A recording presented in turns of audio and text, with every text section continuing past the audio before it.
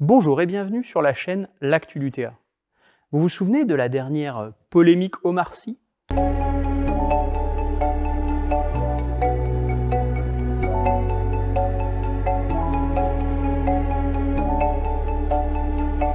Si la phrase du célèbre acteur a déplu, c'est précisément parce qu'il met le doigt sur une vérité, l'indignation sélective des médias.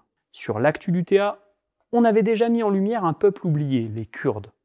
Aujourd'hui, on met un coup de projecteur sur un autre conflit dont on entend peu parler, celui entre l'Arménie et l'Azerbaïdjan. N'hésitez pas à consulter nos sources dans la description. Mais avant, on vous invite à faire connaître cette vidéo en mettant un pouce bleu, en la diffusant sur vos réseaux sociaux et en vous abonnant si ce n'est pas déjà fait. Allez, on attaque.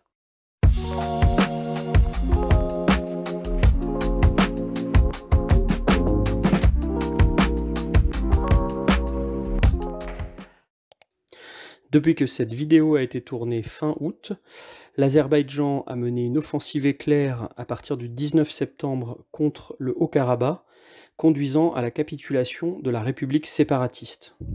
Des drones israéliens et turcs ont notamment été utilisés en kamikaze. Des dizaines de milliers de civils sont en fuite, laissant craindre un nettoyage ethnique. Après une guerre meurtrière de 88 à 94, qui a fait suite au démantèlement de l'Union soviétique, Arménie et Azerbaïdjan vivaient une paix précaire. Deux drapeaux et deux camps qui se font face, séparés par une minuscule bande de terre. Il serait parfaitement simpliste de résumer ce conflit à des tensions historiques entre les deux pays depuis la chute de l'Empire russe. La pomme de la discorde, c'est le Haut-Karabakh, une république autonome arménienne située en territoire azéri, non reconnu internationalement.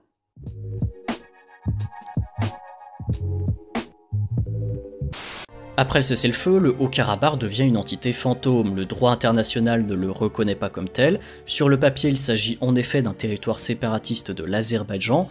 Dans les faits, cependant, c'est une république autonome avec son gouvernement et sa constitution. Fin septembre 2020, l'Azerbaïdjan lance une offensive éclair, appuyée par la Turquie, qui lui fournit armes et munitions, ainsi que des mercenaires syriens issus des milices de la guerre civile. Des bombes à sous-munitions, ces armes qui ont récemment fait parler d'elles, sont régulièrement utilisées par l'attaquant, ce qui illustre l'intensité du conflit.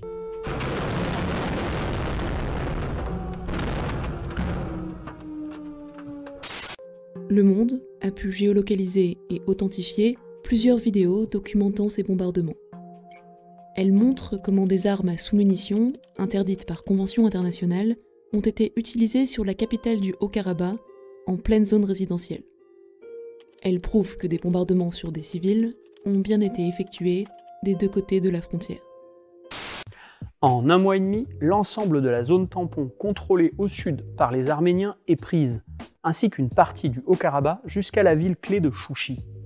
Près de la moitié des habitants de la région fuient les combats. Un cessez-le-feu est négocié par la Russie qui prévoit de nouvelles concessions territoriales et entraîne de nouveaux déplacements de population arménienne. Mais le vrai changement généré par cette offensive, c'est l'encerclement du Haut-Karabakh. Depuis dimanche, l'Azerbaïdjan a mis en place un checkpoint à l'entrée du corridor de Latchine. Cet accès est le seul à relier l'Arménie au Haut-Karabakh, territoire sécessionniste peuplé d'Arméniens enclavé en Azerbaïdjan. Ce blocus provoque une véritable crise humanitaire, entraînant pénurie de nourriture, d'équipements de base, de matériel médical.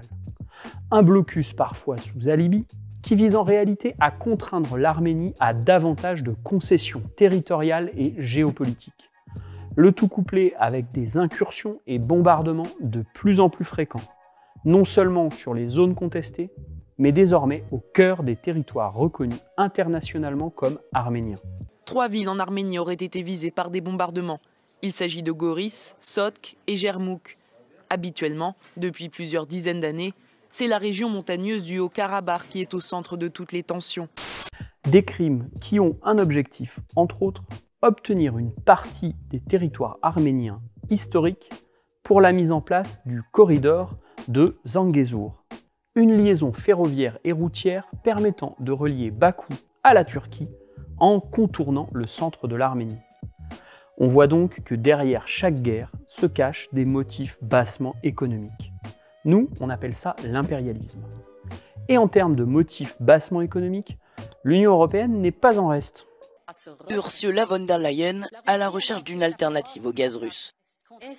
La présidente de la Commission européenne arrive à Bakou ce lundi pour sceller l'accord gazier avec l'Azerbaïdjan. L'Europe occidentale réduit donc sa dépendance au gaz russe au prix d'une dépendance au gaz azéri, finançant donc une autre guerre sale contre un autre peuple. Alors que la France a tant de liens fraternels avec le peuple arménien, alors que le résistant communiste Misak Manouchian va entrer au Panthéon en février prochain. Il sera le premier résistant étranger à entrer au Panthéon. Misak Manouchian, rescapé du génocide arménien et réfugié en France, militant communiste, un grand résistant à la tête de l'un des groupes armés les plus actifs contre les nazis, le groupe Manouchian. Nous avons un devoir de solidarité. Nous devons mettre fin à l'hypocrisie européenne et soutenir concrètement le peuple arménien pour faire cesser les hostilités dans le Caucase. En complément du sujet de la semaine, on vous conseille 8 contes merveilleux d'Arménie aux éditions L'Atelier du Grand Tétra.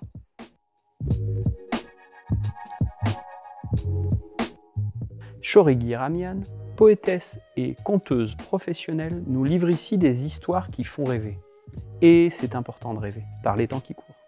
Cet épisode est maintenant terminé. On espère avoir contribué à donner un peu de visibilité à une cause oubliée. Maintenant, c'est à vous de jouer. Partagez ce contenu autour de vous, interpellez vos députés et sénateurs pour que la France reconnaisse officiellement la République du Haut-Karabakh. Bref, faites connaître ce sujet pour briser le mur de l'indifférence.